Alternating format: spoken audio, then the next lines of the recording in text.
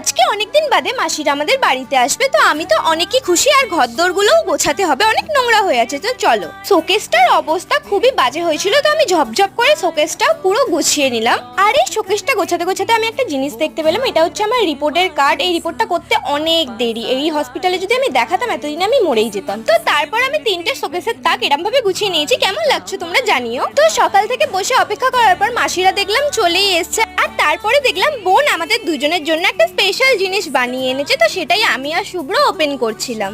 এটার উপরে লেখা ছিল, এটা খুলে দেখো শুভ্র দাদা ভাই আর মনিকা দিদি ভাই। এটা খুললাম, এটা খুলে দেখি বোন এর ভেতরে কি সুন্দর একটা ছবি এঁকেছে। তার মধ্যে লেখা আছে my sister Monika and my brother Shubhra.